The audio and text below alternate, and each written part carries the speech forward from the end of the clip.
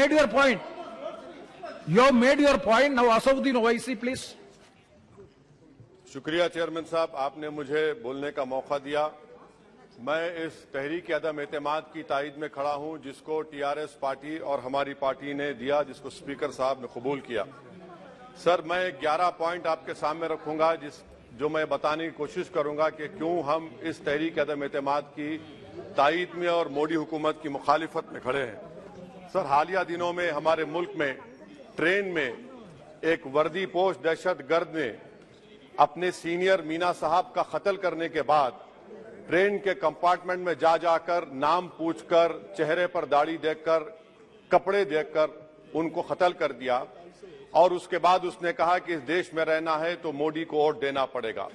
मैं हुकूमत से जानना चाहूंगा कि क्या ये अक्सरियती तबके की एक्सट्रीमिज्म और रेडिकलाइजेशन की बेहतरीन मिसाल नहीं है, और अगर है तो फिर हुकूमत इस पर क्या करेगी।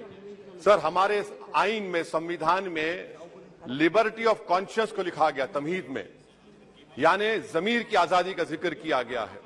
मैं हुकूमत से और खास तौर से वजीर आजम से जानना चाहता हूं कि कहां गया इस हुकूमत का जमीर, कॉन्शियस जिसको अंग्रेजी में कहते हैं, जब नूह में 750 इमारतों को बगैर ड्यू प्रोसेस फॉलो किए उनके इमारतों को मुनज़्ज़म कर दिया गया, और इसलिए कि वो मुसलमान थे, पूरे के पूरे इलीगल थे। इसीलिए पंजाब की हाईकोर्ट, हरियाणा की हाईकोर्ट ने कहा कि ये एथनिक क्लेंसिंग है। इसकी एक बेहतरीन मिसाल है उस हुकूमत की।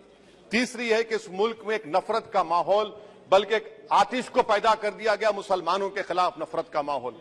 ये 9 साल का इनका ये कारनामा है। तीसरा सर, मणिपुर के ताल्लुक से कल बड़ा लंबा जवाब वजीर दाखिला ने दिया।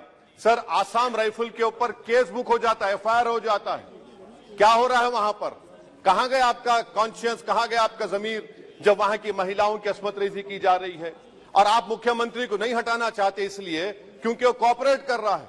सर, मैं हरियाणा और मणिपुर के वजीर आला के लिए, किसी शायर ने अच्छा कहा था कि कुर्सी है तुम्हारा ये जनाजा तो नहीं, कुछ कर नहीं सकते तो उतर क्यों नहीं जाते।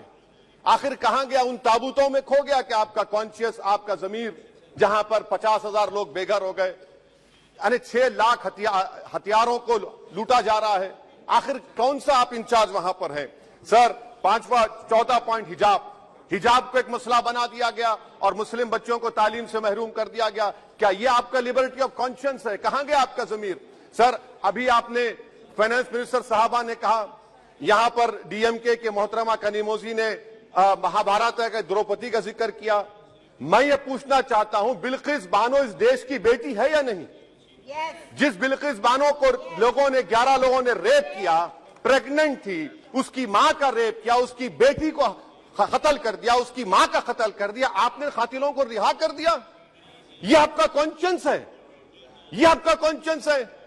आप तो मेजोरिटेरियन पॉलिटिक्स को फरोग दे रहे हैं। सर, चौथा, आज चाइना के ऊपर कोई नहीं बोलते हैं।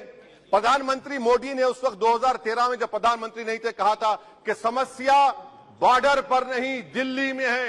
अगर हम अपनी जमीन पर हैं तो डिसएंगेजमेंट क्यों कर रहे हैं? क्या आज चीन हमारी जमीन पर नहीं बैठा है? क्या आज चीन से आप बातचीत कर रहे हैं? आप डिसएंगेजमेंट कर दिए। बताइए डी एस्केलेशन, डी इंडक्शन कब होगा? मैं आपके जरिए से हुकूमत को बता रहा हूं कि अगर प्रधानमंत्री ने अहमदाबाद में शी जिनपिंग को बुलाकर झूला झुलाया था, क्या हुआ? क्या नतीजा निकला उसका? चेन्नई दिखाया, क्या नतीजा निकला? सर, इसलिए चीन पर बोलिए, चीन को उखाड़ कर फेंकिए। सर, और एक पॉइंट जिस पर मैं मुखालिफ तायद में खड़ा हूं, हाई इन्फ्लेशन है इस मुल्क में, हाई अनएम्प्लॉयमेंट है, स्टैग्नेटिंग कंजम्पशन है। इसकी वजह से महिलाओं में हाई एनीमिया लीड कर रहा है। ये हुकूमत इसकी जिम्मेदार है। सर, कुलभूषण जाधव कहां है? पाकिस्तान में बैठा है, आप क्यों नहीं लेके आते? आप विश्वगुरु कहते हैं, कुलभूषण जाधव को भूल गए आप।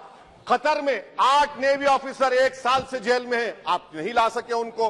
सर, और एक चीज, 1991 का प्लेसेस ऑफ वर्शिप एक्ट इस ऐवान में पास किया गया था कि तारीख के जख्मों को नहीं खुरेदा जाएगा। आप खुरोद रहे हैं उनको। मैं आपको इंतबा दे रहा हूं, वार्न कर रहा हूं, इस मुल्क को 90 के दहे में मत लेकर जाइए। 91 का एक्ट सुप्रीम कोर्ट में जवाब दीजिए कि आपकी हुकूमत 91 प्लेस ऑफ वर्शिप एक्ट की कायम है, उस पर कायम रहेगी। यूसीसी, सर, इस यूसीसी का फॉर्मूला क्या है? एक मुल्क में एक मजहब, एक कल्चर, एक जबान, ये तो डिक्टेटरों का फॉर्मूला है। भारत एक गुलदस्ता है, भारत एक मोजाइक है। यहाँ पर बेशुमार जबानें, बेशुमार मज़ाहिब बोले जाते हैं और हिंदू अनडिवाइडेड फैमिली में Now, Owaisi ji, please try to conclude. Sir I am concluding. 8 crore 75 Hindu खानदानों को 3,800 करोड़ डिडक्शन मिला।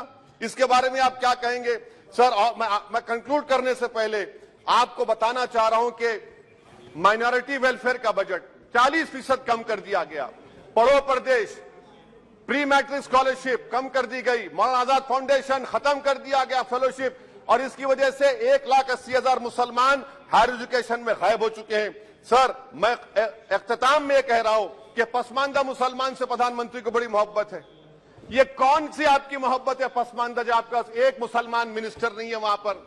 इखलाक से लेकर, पीलू खान से लेकर, अफान अंसारी से लेकर लुकमान अंसारी, मॉब लिंचिंग पूरे पसमानदा मुसलमान की होती है।